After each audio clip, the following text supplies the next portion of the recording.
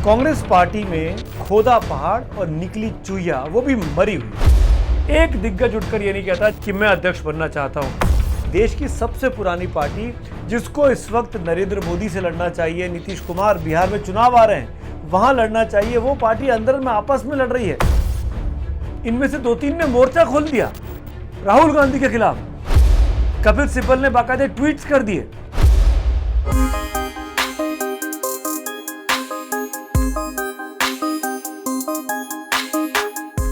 नमस्कार दोस्तों, बहुत ज़रूरी बात करने के लिए आज आपके साथ एक बार सामने आया हूं। कांग्रेस पार्टी में वही हुआ जिसका डर था, खोदा पहाड़ और निकली चूहिया, वो भी मरी हुई।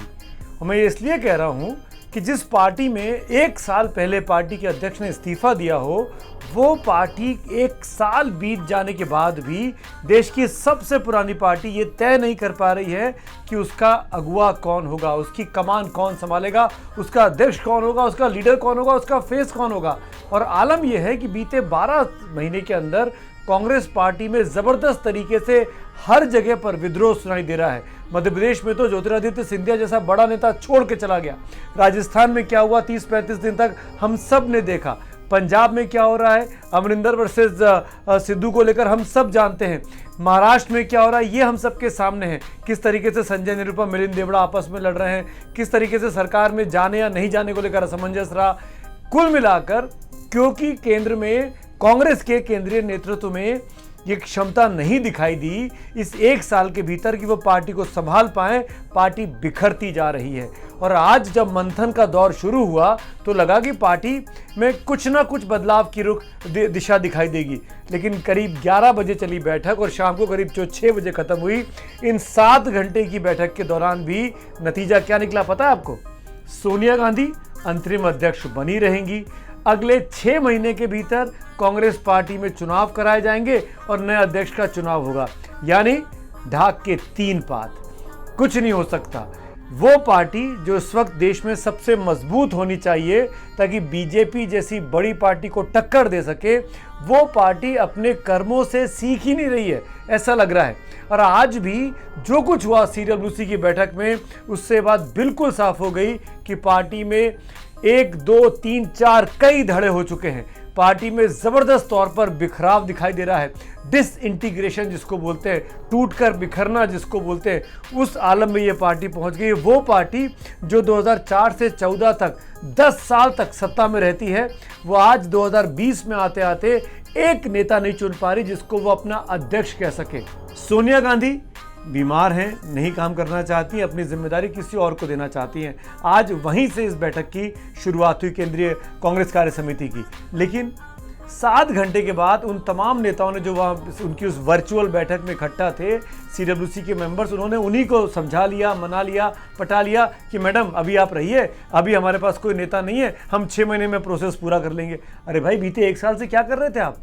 10 अगस्त 2019 को कमान संभाली थी सोनिया गांधी ने। आज की तारीख में हम अगस्त के महीने के आखिर में आ चुके हैं और अभी तक आपने जो काम पिछले 12 महीनों में नहीं किया, वो अगले 6 महीने में कैसे कर लेंगे, हम कैसे मान जाए?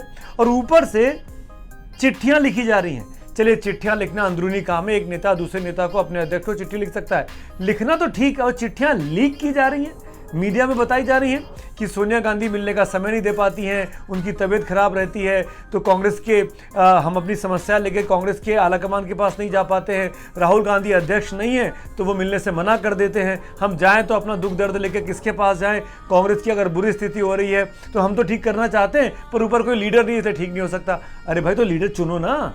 देश की सबसे पुरानी पार्टी है, आप क्यों नहीं चुन पा रहे हैं?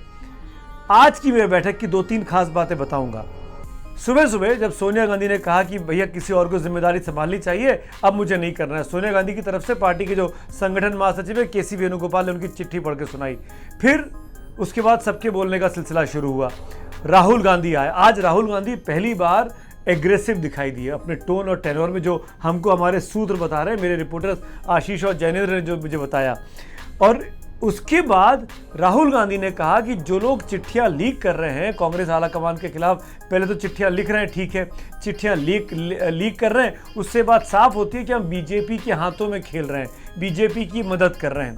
इतना कहना बढ़ता राहुल गांधी का, तो जो 23 नेताओं ने चिट्ठी लिखी थी जिनके नाम अखबार में छपे थे, गुलाम नबी आज़ाद जैसे, कपिल सिब्बल जैसे लोग, जिसमें मनीष तिवारी का नाम है, जिसमें जितिन प्रसाद का नाम है, ऐसे 23 नेताओं के नाम थे।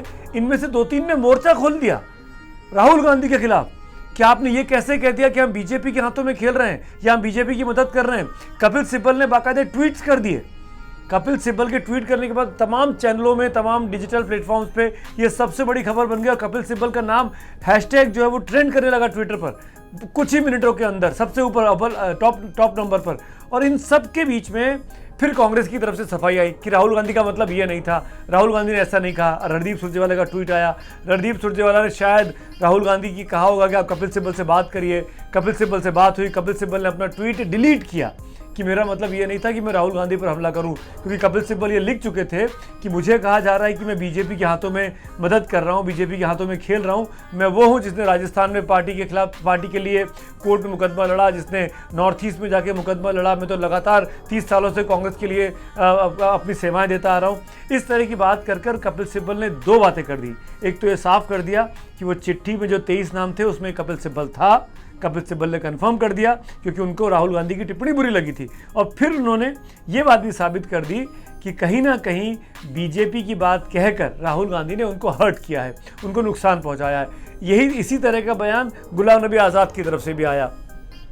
अंत में गुलाम नबी आज़ाद को भी ट्वीट करना पड़ा क्योंकि कांग्रेस को लगा कि ज़्यादा रायता फैल गया है। राहुल गांधी की तरफ से इस तरह की बात कहना कि बीजेपी के हाथों में आप खेल रहे हैं, और उस रायते को समेटा गया ताकि ज़्यादा बदनामी ना हो।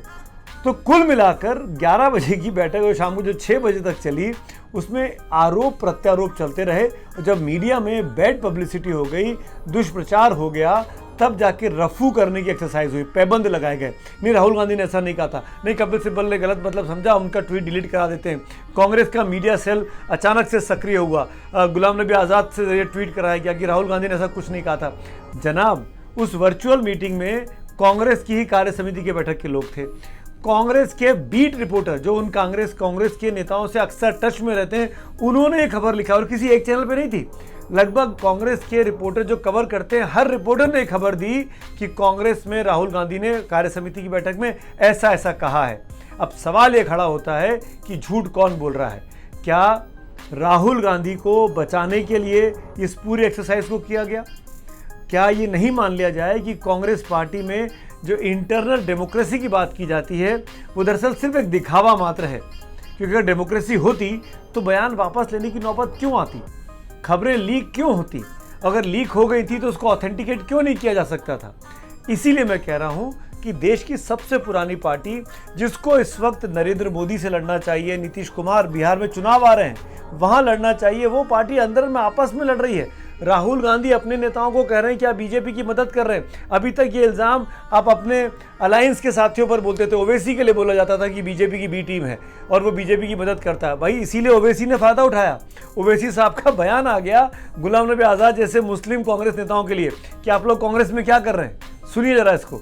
जब गुलाम नबी आज़ाद साहब जो पिछले 45 साल से कांग्रेस पार्टी से वाबस्ता हैं, वो हर बार जब कभी हैदराबाद आते तो मुझ पर और मेरी पार्टी पर इल्ज़ाम लगाते कि आप बीजेपी का साथ दे रहे हैं, बीजेपी की बी टीम है।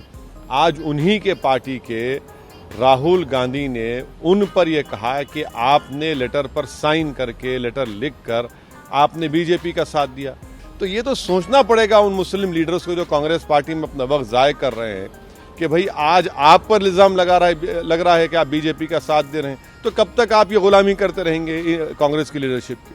तो कुल मिलाकर परिस्थितियां जो रहीं वो कांग्रेस के लिए बहुत ही ज़्यादा चिंताजनक हैं। देश के लोकतंत्र में एक मजबूत विपक्ष की सख्त दरकार है, एक राष्ट्रव्यापी विपक्ष, एक या दो सूबों में नहीं, बीएसपी, सपा, आरजेडी की तरह नहीं, एक ऐसी पार्टी जो देश भर में फैली हो। और ऐसे में अगर राहुल गांधी ये कह चुके हैं कि कांग्रेस के बाहर का अध्यक्ष हो, सोनिया गांधी कह चुकी है कोई और अध्यक्ष होना चाहिए, प्रियंका गांधी कह चुकी है कि गैर गांधी को कमान से मिलनी चाहिए, तो आप लोग क्यों नहीं लीडरशिप लेते हैं? क्यों नहीं कांग्रेस के अंदर एक चुनाव कराते हैं और कहते हैं कि भाई जो भी आदमी आए वो खड़ा हो जाए और हम उसकी वोटिंग कराएंगे? किसी को भी मौका मिल सकता है, कार्यकर्ता से लेकर बड़े से बड़े महामंत्री उपाध्यक्ष तक, कि चुनाव लड़ ले और जिसको सबसे अधिक AICC के डेलीगेट पसंद करे वो पार्टी का नया नेता बन जाए और उसको गांधी परिवार का आशीर्वाद मिल जाए। ऐसा बहुत आसानी से हो सकता है। पर कांग्रेस के तमाम नेता ये जानते हैं कि जिस भी दिन कोई गैर गांधी कांग्रेस का अध्यक्ष बना, उसके बाद पार्टी के अंदर कई छोटे छोटे छत्रप खड़े हो जाएंगे, हर सूबे हर राज्य में एक, और फिर वो अपने ही नेता की बात ना सुने और धीरे धीरे करके पार्टी, जो देश की सबसे पुरानी पार्टी है, वो पूरी तरीके से बिखर जाए, तितर बितर हो जाए। इसीलिए आपको याद होगा सीताराम केसरी के ज़माने के दौर में क्या हुआ था, सोनिया गांधी को लाना पड़ा था। और वही ज़रूरत है गांधी परिवार के लिए कि इस पार्टी की कमान उनमें से कोई ना कोई ज़रूर अपने हाथ में रखे, वरना कांग्रेस का नेस्तनाबूद हो जाना, ख़त्म हो जाना बिल्कुल तय बात मानी जा सकती है। राहुल गांधी ने जो एक बहुत बड़ा फैसला 2019 में लिया था अध्यक्ष पद छोड़ते वक्त कि मैं नहीं बनूंगा, कोई और बने, ऐसे में अब कांग्रेस के तमाम दिग्गजों को, जो गैर गांधी परिवार के दिग्गज हैं, दिग्विजय सिंह, चिदम्बरम, कपिल सिब्बल, गुलाम नबी आज़ाद जैसे, इन सबको CWC के इस्तीफे दे देने चाहिए। ये कमान छोड़ देनी चाहिए पार्टी की इंटरिम प्रेसिडेंट सोनिया गांधी पर कि आप CWC के चुनाव कराएं और उन CWC के नेताओं में के बीच में एक व्यक्ति को अध्यक्ष के लिए खड़ा करके उसके लिए चुनाव करा लें। जिसके पास ज़्यादा लोग हो वह अध्यक्ष बन जाए। और अगर सब लोग सामूहिक तौर पे कहें कि राहुल या प्रियंका या सोनिया को बनना है, तो उनको ये जिम्मेदारी संभाल लेनी चाहिए। यही एक रास्ता बचा है, वरना कांग्रेस ऐसे ही खत्म होती रहेगी, आपस में लड़ती भिड़ती रहेगी, और जिनसे लड़ना है, जिससे लड़के आप पार्टी को मजबूत करना है, वो काम आप नहीं कर पाएंगे। मध्य प्रदेश में झटका लग चुका है, राजस्थान में झटका लग सकता है, पंजाब में झटका लग सकता है, महाराष्ट्र में झटका लग सकता है। इन परिस्थितियों को कांग्रेस के नेताओं को समझना होगा। इंटरनल डेमोक्रेसी का मतलब बनाना रिपब्लिक नहीं होता है कि तितर बितर हो जाए, बिखर जाए। उसको कंट्रोल करना सिर्फ और सिर्फ गांधी परिवार के जरिए कांग्रेस के तमाम दिग्गजों के हाथ में होना चाहिए। एक दिग्गज उठकर ये नहीं कहता जितेंद्र प्रसाद की तरह कि मैं अध्यक्ष बनना चाहता हूँ। क्यों? क्योंकि उनको डर है कि वो जैसे ही ये कहेगा, कांग्रेस का जो काडर है, कांग्रेस का जो वर्कर है, वो उसके खिलाफ हो जाएगा कि ये तो गांधी परिवार से टक्कर लेना चाहता है। इसीलिए मैं कह रहा हूँ कि कांग्रेस का ग्लू जो है वो गांधी परिवार ही है। तो कांग्रेस को एक साथ रखने के लिए अब राहुल गांधी और सोनिया गांधी को जिद छोड़नी चाहिए और कोई रास्ता निकालकर कैसे दोबारा ऑफिशियली पार्टी को लीड कर सकते हैं, उस रास्ते पर अब तुरंत फैसला करना चाहिए। 6 महीने का वक्त अगर ले रहे हैं तो मेरे ख्याल से वो भी बहुत ज़्यादा वक्त ले रहे हैं। कांग्रेस के पास इतना समय है नहीं। धन्यवाद। ABP न्यूज़ आपको रखे आगे।